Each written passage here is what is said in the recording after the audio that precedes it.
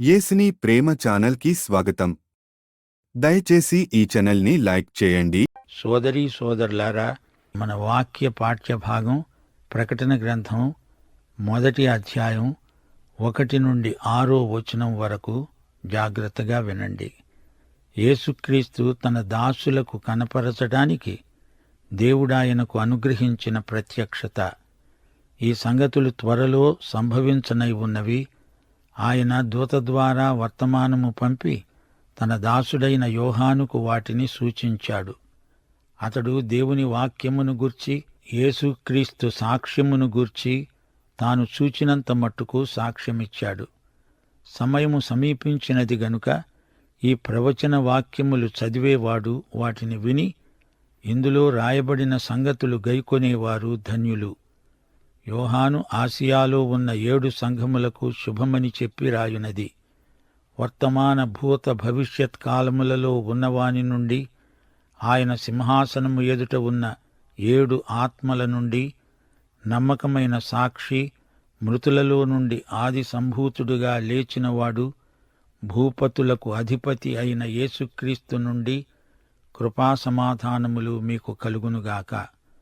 మనలను ప్రేమిస్తూ తన రక్తము వలన మన పాపముల నుండి మనలను విడిపించిన వానికి మహిమయు ప్రభావమును యుగయుగములకు కలుగునుగాక.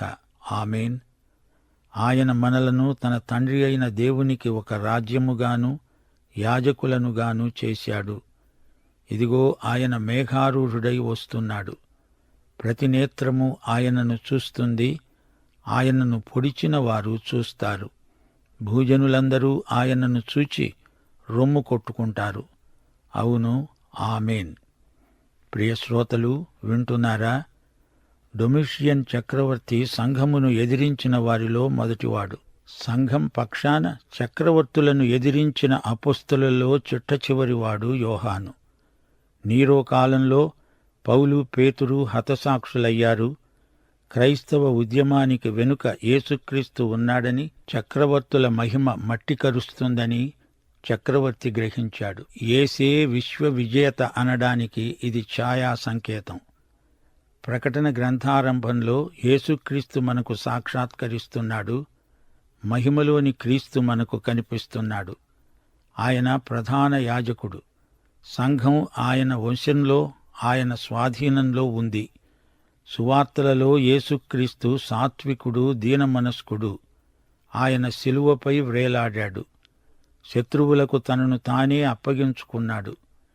గాని ప్రకటన గ్రంథంలో యేసుక్రీస్తు మనకు వేరే విధంగా ప్రత్యక్షమవుతున్నాడు. ఆయన గొర్రెపిల్లే, కాని ఇక్కడ గొర్రెపిల్ల మహోగ్రత ఎంత తీవ్రంగా కనపడుతుందో చూడండి. గొర్రెపిల్ల రౌద్రానికి తాళగలవారెవరు? బైబిలంతా కలిపి యేసు పుస్తకం అని చెప్పొచ్చు. లేఖనాలకు కేంద్రంలో దేవుడున్నాడు. యేసుక్రీస్తు ఉన్నాడు. క్రీస్తే దేవుడు. ఆయన బైబిలునంతా నింపివేస్తున్నాడు. ఈ అవగాహన లేనిది మనకు ప్రకటన గ్రంథం అర్థం కాదు. 4 సువార్తలలో కంటే కూడా ప్రకటన గ్రంథంలో యేసుక్రీస్తు వ్యక్తిత్వం ఎక్కువగా కనపడుతోంది. యేసుక్రీస్తు ప్రత్యక్షమిది. దేవుడు ఆయనకిచ్చిన మహిమ ప్రత్యక్షం. తన సేవకులకు తనను తాను ప్రత్యక్షపరుచుకున్నాడు. జరగబోయే సంగతులను, సంఘటనలను చూపబోతున్నాడు. తన దాసుడైన యోహానుకు వార్త అందించాడు. శ్రోతలు గుర్తించండి, ఈ గ్రంథం పేరు ప్రకటన. ప్రకటనలు కాదు, ఇదంతా ఒకే ప్రకటన, ఒకే ప్రత్యక్షం. గ్రీకు భాషలో అపోకలిప్సస్ అంటాము. అనగా బయలుపరచబడింది, మరుగైనది, విడమరచబడింది, అందరికీ కనపడేటట్లు, వినపడేటట్లు చేయబడింది అని అర్థం. ఇది యేసుక్రీస్తు యొక్క ప్రత్యక్షం. త్వరలో సంభవించనై ఉన్న వాటిని ఆయన ముందుగా చూపెడుతున్నాడు. ప్రకటన గ్రంథం చివరి అధ్యాయంలో చెప్పబడింది, ఈ గ్రంథమందున్న ప్రవచన వాక్యములకు ముద్ర వేయవద్దు, కాలము సమీపమై ఉన్నది. ఈ గ్రంథానికి ముద్ర లేదు, ముద్ర విప్పబడింది గనుకే ఇది ప్రత్యక్షం, ఇది ప్రకటన. దానియేలు గ్రంథంలో ప్రవచనాలకు ముద్ర వేయవలసిందని ఆజ్ఞాపించబడింది. ఈ రోజున యేసు ప్రభువు ప్రబోధాలు ఎవరికీ అర్థం కావని ఎవరన్నా అంటే వారు యేసు ప్రభువును ఎరగని వారే. మార్కు సువార్త 4వ అధ్యాయం 11, 12 వచనాలు యేసు ప్రభు అన్నాడు, దేవుని రాజ్య మర్మము తెలుసుకొనుట మీకు అనుగ్రహించబడి ఉన్నది గాని వెలుపల ఉన్నవారు ఒకవేళ దేవుని వైపు తిరిగి పాపక్షమాపణ పొందుతారని వారు చూడటమైతే చూచి కనుగొనరు, వినడమైతే వింటారు గాని గ్రహించరు. అందుకే ఉపమాన రీతిగా వారికి బోధించబడుతోంది. అందుకే సువార్తలలో మొదటి సగం ఉంది, రెండో సగం ప్రకటన గ్రంథంలో ఉంది. ప్రకటన గ్రంథం ప్రవచనాలన్నిటికీ శేఖర బిందువు. పరిశుద్ధాత్మే మనకు మహామహోపాధ్యాయుడు. పరిశుద్ధాత్మ లేనిదే మర్మాలు మనకు బోధపడవు. ప్రకటన గ్రంథంలో పూర్తిగా తెర తీయబడింది. యేసుక్రీస్తు యొక్క సంపూర్ణ ప్రత్యక్షం మనకు ఈ గ్రంథంలో కనిపిస్తోంది. యేసు శక్తి, యేసు మహిమ ఇందులో సంపూర్ణంగా కనపడతాయి. ప్రకటన అంటే రహస్యము కాదు, మర్మము కాదు. ఇది మహాప్రత్యక్షం. రహస్యాలు బహిరంగమయ్యాయి. మరుగున ఉన్నది, దాచబడింది, ఇప్పుడు బట్టబయలు చేయబడింది. దేవుని రాజ్యమర్మాలను దేవుడు బయలుపరచి ప్రకటిస్తూ ఉంటే మాకిది అర్థం కాలేదు అని కొందరంటారేమిటి? యోహానుకు వాటిని సూచించాడు.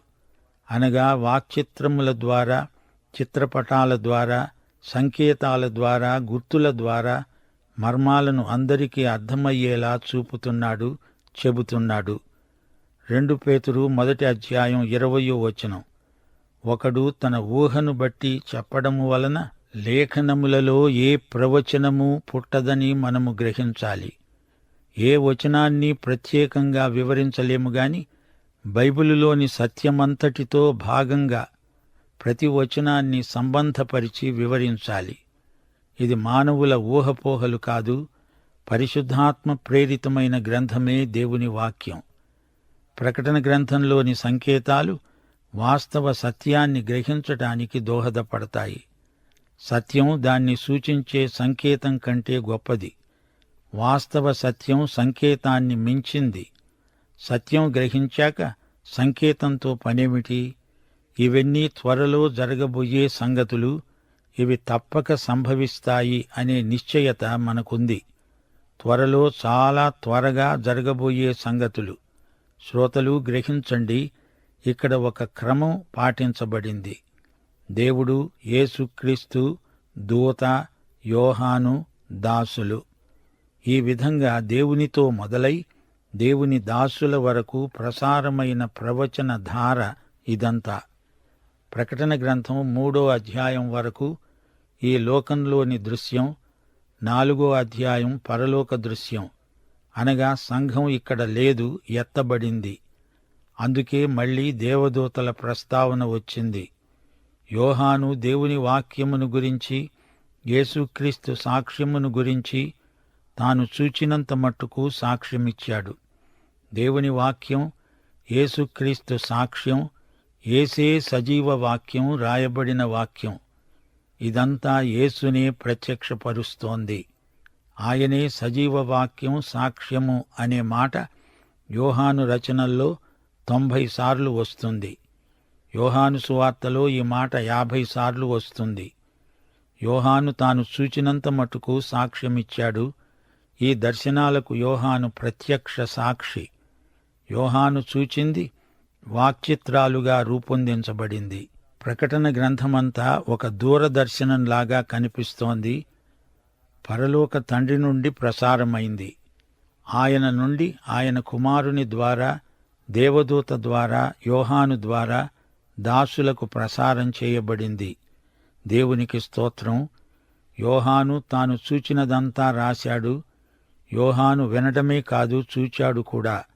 చూడడం, వినడం మాత్రమే కాదు, యోహాను తన పత్రికలో అన్నట్లు ఏది విన్నాడో, కన్నులార ఏది చూచాడో, ఏది నిదానించి కనుగొన్నాడో, చేతులు దేనిని తాకి చూచాయో అది మనకు తెలుపుతున్నాడు. సమయం సమీపించింది. ఈ ప్రవచన వాక్యాలు చదివేవాడు ధన్యుడు. వాటిని చదివి ఇందులో రాయబడిన సంగతులను గైకొనేవారు ధన్యులు. బైబిలు సత్యాలను దివారాత్రులు ధ్యానించేవారు ధన్యులు. ప్రకటన గ్రంథంలో 7 ధన్యతలున్నాయి. ఆ 7 ఇది మొదటి ధన్యత. వాక్యాన్ని ఇంటి దగ్గర చదివే విశ్వాసి, సంఘములో వాక్యాన్ని చదివి వినిపించే సేవకుడు అందరూ ధన్యులే. చదివేవారు, వినేవారు అందరూ ధన్యులు. ఈ గ్రంథమందు రాయబడిన సత్యాలను గైకొనేవారు ధన్యులు. సమయము సమీపించింది.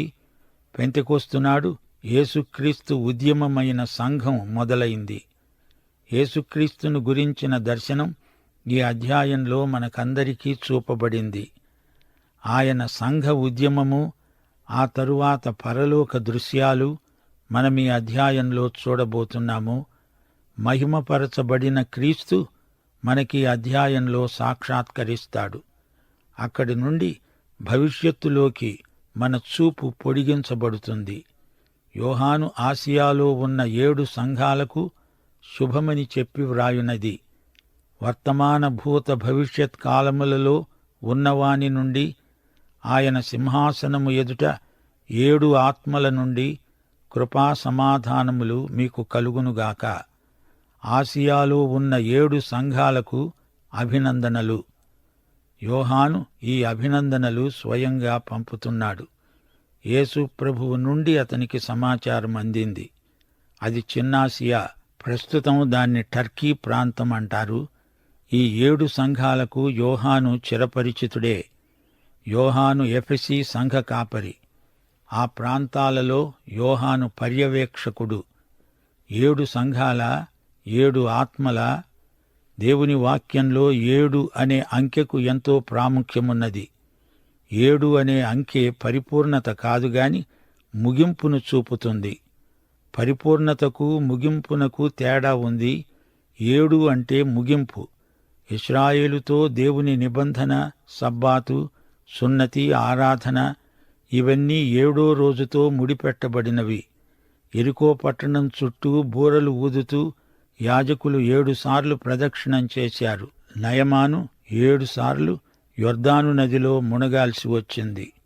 ఈజిప్టులో యోసేపు ఉండగా 7 సంవత్సరాల సమృద్ధి, 7 సంవత్సరాల కరువు, నెబుకద్నెజరు 7 సంవత్సరాలు ఉన్మాదంలో తిరుగాడడం ఇవన్నీ మనము చూచాము. ప్రభువు నేర్పిన మాదిరి ప్రార్థనలో 7 అంశాలున్నాయి. మత్తయి 13వ అధ్యాయంలో యేసు ప్రభు 7 ఉపమానాలు బోధించాడు. 7 రొట్టెలు జనసమూహానికి ప్రభువు వడ్డించాడు. శిలువ నుండి యేసు 7 మాటలు పలికాడు. ప్రకటన గ్రంథంలో 7 అనే అంకె పదే పదే మనకు తటస్థపడుతుంది. ఈ గ్రంథానికి 7 అంకె కీలకం. 7 సంఘాలు అంటున్నాడు. 7 ఇంకా సంఘాలు లేవా? ఆసియాలో ఇంకా సంఘాలున్నాయి. కొలసి, మిలేతు, హిరాపోలి, త్రోయ మొదలైన చోట్లలో సంఘాలు లేకే ఉన్నాయి. హీరాపులి లవదికయ్యకు 16 కిలోమీటర్ల దూరంలో ఉంది. ఇప్పుడదంతా శిథిలంలో ఉంది. యోహాను 7 సంఘాలకు ఉత్తరాలు రాస్తున్నాడు. అయితే యోహాను 7 సంఘాలకు రాసిన ఉత్తరాలలో సంఘములన్నిటి సంపూర్ణ చరిత్ర సూచకప్రాయంగా మనకు చూపబడింది. సంఘముల సమగ్ర చిత్రణ ఈ 7 ఉత్తరాలలో చక్కగా చూపబడింది. చిన్నాసియా ప్రాంతమంటే లుదియా, మైసియా, కెరియా, ఫ్రుగియాల్లో కొన్ని భాగాలు కలిసి ఆసియా మైనరు లేక చిన్నాసియా ప్రాంతమని వ్యవహరిస్తారు. ఆసియా అంటే మొత్తం ఆసియా ఖండము అనుకోకండి. 4వ శతాబ్దం వరకు చిన్నాసియా అనే పేరే లేదు. సరే, యోహాను ఈ 7 సంఘాలకు శుభములు చెబుతూ అంటున్నాడు, కృపా సమాధానములు మీకు కలుగునుగాక. గ్రీకు భాషలో కేరిస్ అంటే కృప, షాలోం అనే హీబ్రూ మాటకు సమాధానం అని అర్థం. కృపలో నుండి సమాధానం ప్రవహిస్తుంది, ప్రసరిస్తుంది.